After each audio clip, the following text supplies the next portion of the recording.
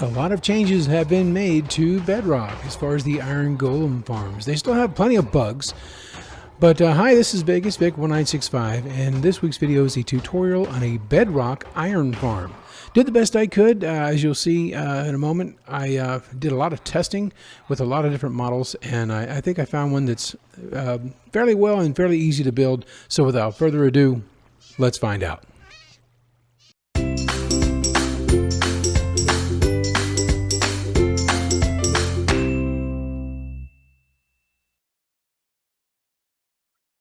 Welcome back, everyone. Vegas Vic 1965, and I want to mention some mechanics of the game first before we get started on the build, and I'll pop that up for you right now. There's some key points that you need to really pay attention to when you're building this in case you want to make any modifications. The most important thing here is that the point of interest for us for the Iron Golem farm is going to be the bed, of course, on the Bedrock version. If you're watching this on Java, you definitely don't want to do this because this is not going to work for you. But the bed, of course, is the point of interest, but more importantly, it is the pillow. So when you put your beds in later on when we're doing the build, make sure you have as many of those faced towards the middle as possible so we can limit the size of this design. Another important fact is you want to have a kill area. Like you can see over here right now, this iron farm has one cat that somehow survived in there. Well, what I have done, I'm testing it a little bit because I'm trying to make this as simple as possible. So what I've done is I've left an open area here with just a slab. So if I need to get in there to take care of any cats that may not have been killed by that, by the lava blade, then I'll just go in here and do that. They can't get out of that area. And I would have to say 98% of them are going to burn up in the lava anyway. And some of them won't even make it through the lava. So as far as a separate design on that to kill the cats, I wouldn't worry too much. Just put a slab on the back.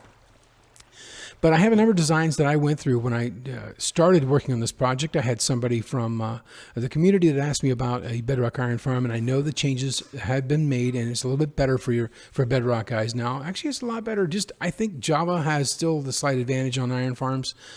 But what I did was I went over some designs. I'm going to show you now some of the designs I did. There's a design I did that was built, a small one, kind of like Java, but unfortunately it doesn't cover the maximum 512 blocks of spawning space. So the spawns do a lot of fail a lot, and the best spawning rate you can possibly get, according to what they say, is 98.3%, and that's the very best we can possibly get on that. And for that little farm, it's not going to work. So I tried one that was actually in the ground, and it worked rather well. But again, it's not covering all the possible spawning areas, so I tried and went a different direction. I went with my iron lectern that I use on the Java side. That works, but again, it's missing some spawning blocks, possible spawning blocks, which would ultimately lead into some failure on spawns. So then I designed another one with you'll see it's two platforms, but the one platform on the bottom does not cover, is not close enough for the spawning area. So I went ahead and redesigned another one, and that one happened to be called the Iron Phantom, and that's a massive one. It does produce a lot of iron, but it's very resource intensive. Not totally, really resource intensive, but it's very big. But it encompasses, I believe, about 5 villages, and it's 60 or 62 beds. I think I put a couple extra beds just in case. And then I put 50 villagers in there, because the way this is working, as you see on that little notice that I gave you, you need a bare minimum of 10 villagers and 20 beds, and they must link to those beds. They all must link to those beds. And of course, we need to have workstations in there, because 75% of them must have worked the day before. So on that big Iron Phantom, you'll see that I have them strung out with a too wide space so they can move around the way they like. I've always been the kind of person that likes to have my villagers move around even just a little bit. So hey, the spawn rates for iron golems on the Iron Phantom were very good. It's just a very big farm. So I went back to the drawing book and I built what we're going to be building here shortly. So now that you have the basics of of what we've done in the mechanics, I do want to go back and mention one more thing about the cats. If you're building this, be very careful. If those cats get out and they get away, the village will consider them still there. Even if they go off, let's say off over in that direction, let's say 20, 30, 40 blocks away, and you go over and kill them, the villagers will still consider them as part of the village. They have to be killed within, I believe, 16 blocks. So that's why that kill chamber with the lava is situated on the just on the first block. So like I said, normally they don't even make it down in there, and if they do, they burn up. But occasionally one may make it through. 98% of them don't. So remember that about the cats. If they get away, because you're only allowed to have 10 of them, and once you get that 10, no more iron golems are going to spawn. It's going to totally ruin your farm. So let's get cracking with the build. Okay, once you found your spot, just make sure you're not too close to another village. I would say at least 64 blocks from any path blocks, because the point of interest is going to be a bed or a bell in there, and it's going to be more closer towards the center. So just to be safe, 64 blocks from any other village, and I would say, again, like from any path block or something, and you should be just fine. So what we'll do now is I'll drop in our double chest. Come in behind it, we'll crouch, add in 4 hoppers. Building blocks around it. What we're making is a 2x2 platform. We're going to go up 5 blocks.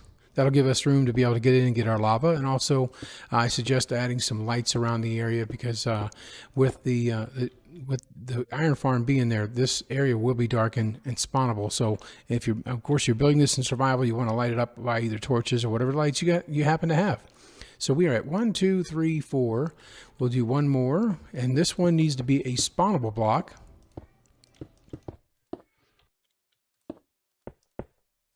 And that'll give us our 2x2 hole. Down inside, we're going to add our glass and our signs. You're going to come in here and put a sign on here, here. 2 more signs on the back. Then, of course, you want to leave an opening in here for adding the lava a little bit later. And you can build yourself a staircase to get up there if you like. Next up, we're going to be going 8 blocks back. Actually, we're going to go 7 because we need to include this block here. So if we counted that one, that's 1, 2, 3, 4, 5, 6, 7, 8. You want to do the same thing all the way around here, and then close it all and make one big square. It's 2, 3, 4, 5, 6, 7, 8. Do that for all 4 sides, and then be right back. Okay, welcome back. If we done it right, it should be 8 blocks in each direction from that 2x2 hole.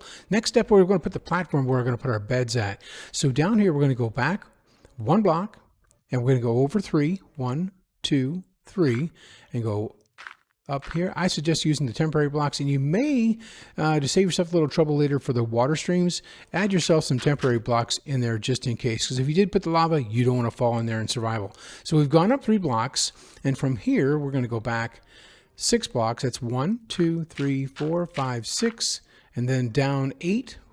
1, 2, 3, 4, 5, 6, 7, 8. Get that done, and be right back. Okay, now we have this. We want to take out those center blocks that we have. Make sure we line that up right. Our beds are going to go here, and we can actually set our beds down and remove those temporary blocks. So from the 8 side, on the side that has 8, you want to go 1, 2, 3, 4, 5, 6, 7, 8. Same on the other side. And in here, we're going to put 1, 2, 1, 2. That's going to give us our 20 beds. If you want to add the extra beds in there, it's not going to hurt anything. Go right ahead. That's going to give you 22 beds just in case. Always give myself a little leeway. Go ahead and clear this out, and we're going to put our next level on. Okay, now that you have that cleared out, we're going to come to one of the sides. It really doesn't matter because we're going to go back 3 blocks. 1, 2, 3, and then we're going to add a lip. Just like that. We're going to do that all the way around. Get that done. Be right back.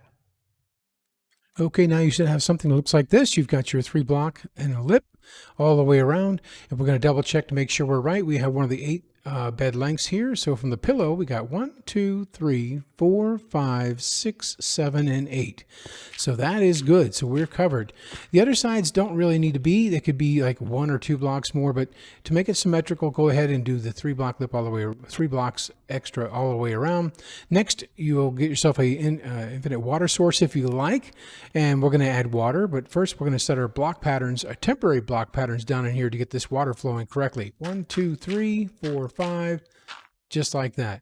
Now I like to add slabs all the way around, so I'm going to set those slabs down. I'll get these corners done, then we'll add the water in. Okay, now these temporary blocks can come in handy just in case you make a mistake, because we're all prone to make mistakes from time to time. So we don't want that water flowing down into the lava if you've already set it there. So we're going to make sure that we put our water sources, and because it's only 3 blocks long, we'll need a water source on each and every block. You'll do this block all the way across, that block all the way across. We'll wait for this section just like this till last. So set your water sources in and be right back. Okay, now that we've found out we've got our water sources, each section, each corner should look like that, and we've made sure that everything's okay, we'll go ahead and add our water source to the back block. Just like that, it'll all start to flow in.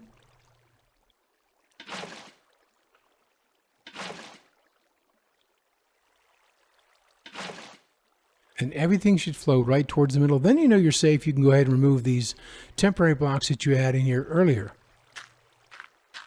And you're good to go. So if you did add that lava, you're still safe.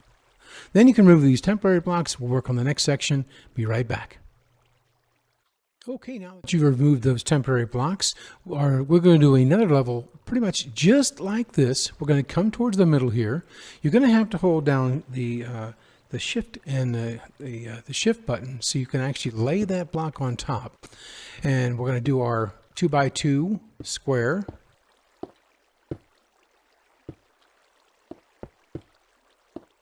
Just like that, and we'll go 8 blocks in each direction. Be right back. Okay, now that you have that done, it should be just identical to the one below, and we're also going to continue on to do the same exact thing, which means we're going to be coming up and going back 3, and then adding ourselves a lip, just like we did below. So get this built all the way around and be right back. Okay, once again, it should be identical to the one that you just did below. Not going to add any more beds this time, but we are going to put our slabs in and, of course, do our corner pieces and add in our water. And if you want, go ahead and set yourself some temporary blocks just in case you make a mistake. That way you don't ruin the lava if you did place it down there already. But I'm going to continue this all the way around and add in our corners, and we'll come right back.